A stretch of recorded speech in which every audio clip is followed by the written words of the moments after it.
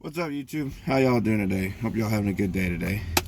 So, I'm here with a supporter who messaged me through my YouTube channel. We're here in Louisville, Kentucky still. And yeah, we're just here doing a little face-to-face interview. Y'all seen me. I've done these interviews before, in person or via, Skype or Zoom, something like that. But anyways, we're here in person.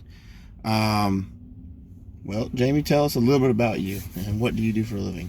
So, I work as a registered nurse, and I've been in healthcare for 20 years. And yeah, I was interested in talking to you because there's not a lot of trans attracted men out on the internet, and I think it's amazing that you're so open about who you love, and you're not ashamed of it. So, I had actually heard about you through Jay Album, who I had briefly spoken with last week. And I'm talking to him maybe about doing some questions with him as well. So, yeah, I work in healthcare as a nurse, and I'm really trying to find ways to advocate for trans people, not just trans women, in the healthcare system, because there is an issue, and there are three things I feel like that all trans people need in healthcare. And we need our privacy protected. We need our pronouns respected And correct. and correct. And we need our preferred name used. And I tell healthcare workers, if they're able to do those three things, then trans people, for the most part, will be pretty happy. So, I guess that's pretty much it for me. Not too interesting. Oh, no, it's all good. I was actually going to ask you about that, being in the career field that you're in and whatnot. Yeah, like I know of several of transgender individuals who talk about it all the time. The doctors will not respect their pronouns and their proper name that go by the birth name and whatnot, and the dead name, so to speak. And yeah, it just really gets under people's skin, and yeah, you're right. That absolutely needs to stop. Dysphoria is a very real thing, and anything like that could trigger it, and it can depending on where somebody's at in their journey, so to speak.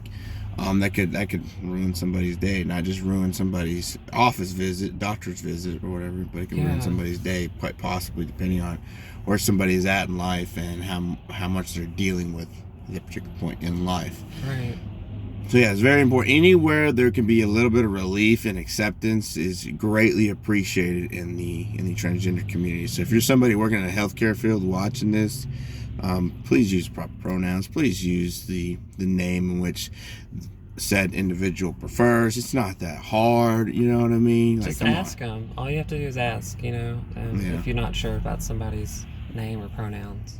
Yeah, it's that simple. All right. So, speaking of people saying things that bother the community, how do you feel? Because I interviewed a friend of mine yesterday. I was in Cincinnati day before yesterday, I think it was, and we were just had some light jokes that weren't really quite received the way I wanted these jokes to be received. It was just kind of a spoof or a gag on haters, particularly outside of the LGBT community. But I think there's a misunderstanding between the T part of the community and the G, particularly with gay men in conjunction, or not in conjunction, but in regards to transgender women. So we had this little joke. We just made a little joke about he said that he dates cisgender women and trans women, and I was like, oh, you're gay. Just joking with him, I mean, you can tell that I'm joking by my tone of voice. So it's, oh, you're gay, man. Like, I was acting like a hater, and that's what a lot of haters I get, message me or will straight up say that to me if I happen to run into them out in person, which is kind of rare that I run into haters in person, that they kind of are afraid to say something in my face. I can't imagine why. Yeah. I'm not temperamental. I'm not crazy. I haven't broken the center console of my truck because I got mad. That's not me. I'm kidding. But no, back to the point at hand. yeah, so I just made a little joke, and they took it the wrong way. And what I was trying to do is I was trying to make a joke at. That's what we're said all the time. So it's kind of a relief to joke about it amongst, as we say in our little community we got going, amongst the brothers.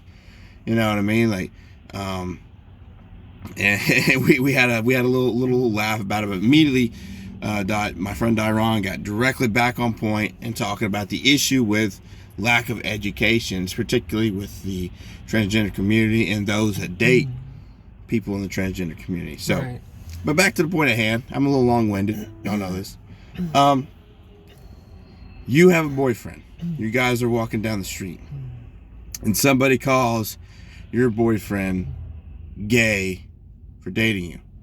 How do you feel about that, and why do you feel the way you do? Well, I think and I have quite a few gay people in my life, and I don't think that me saying I would be offended by that, or my boyfriend being offended by it, I don't think that's a strike against gay people, because there's nothing wrong with being gay. You know, it's just as valid as being straight or bi or pansexual.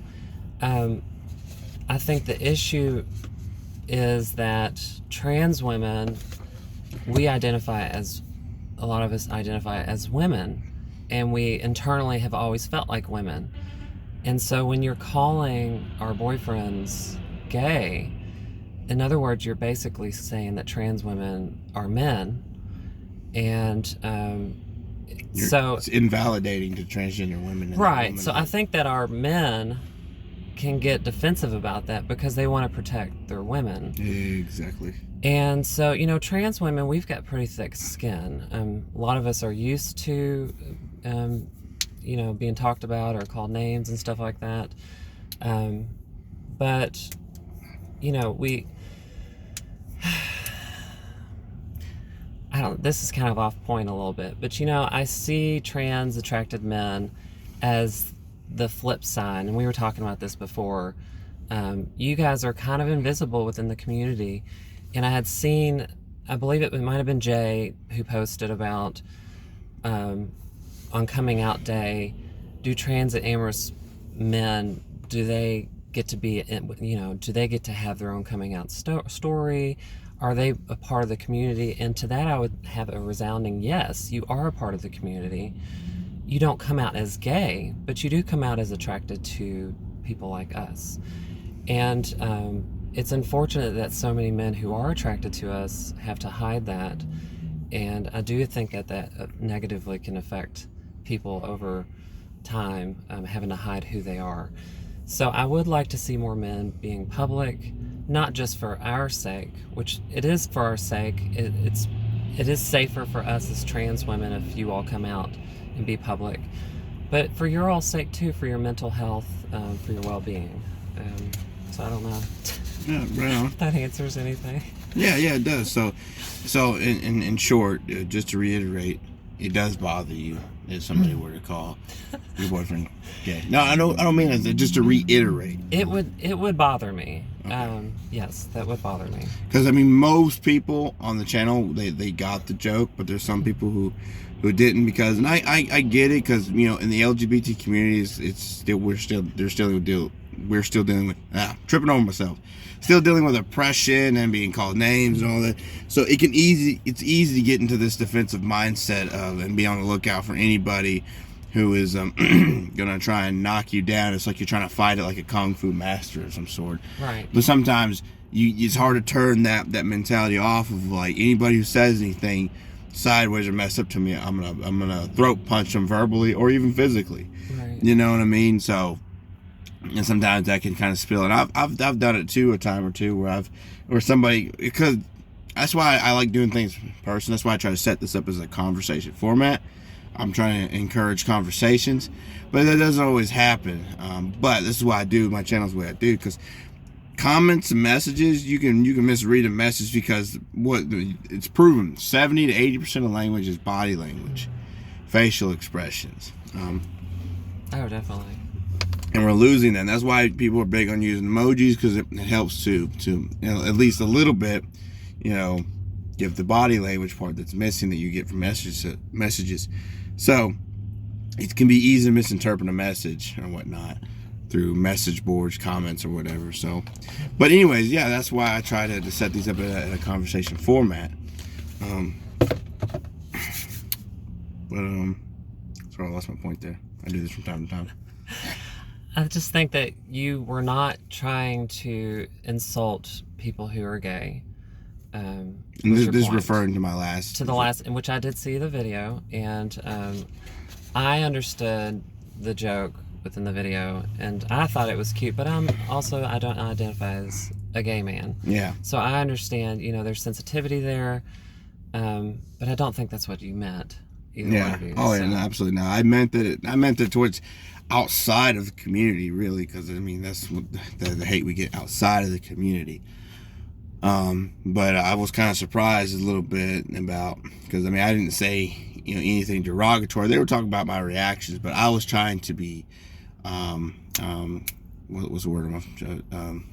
Not serious, but not rhetorical. Sarcastic. I was trying to be sarcastic. I was being sarcastic towards the haters and the naysayers and whatnot. That's the whole point of my reaction. Like, oh, you're gay. And I was trying to overdo it all the right. You know what I mean? That way people could recognize it was a form of, I do believe that would be a form of satire. I do believe. But yeah.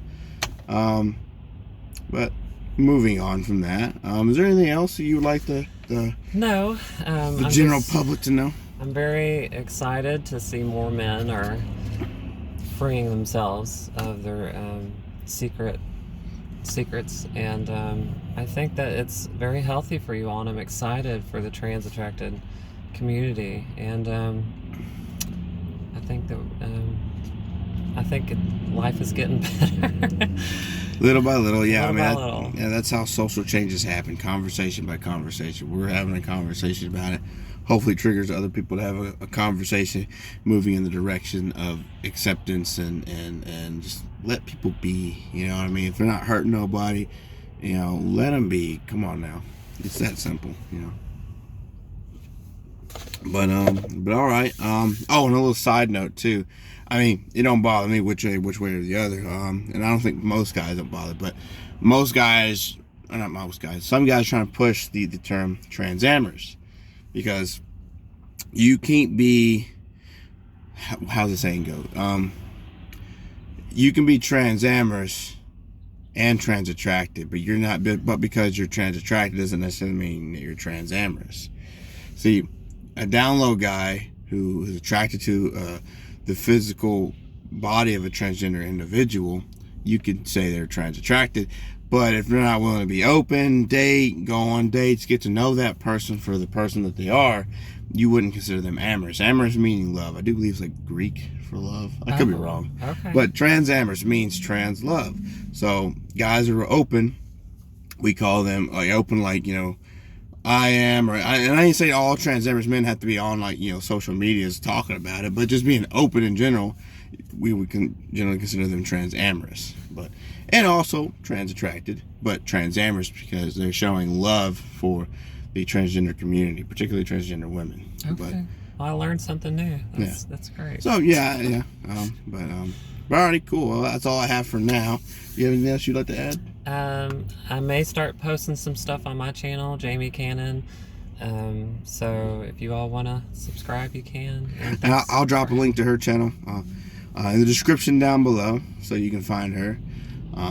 Yeah. All right. Cool. Okay. All right. Thank that's you so all much, Corey. Oh, you're welcome. Thank you.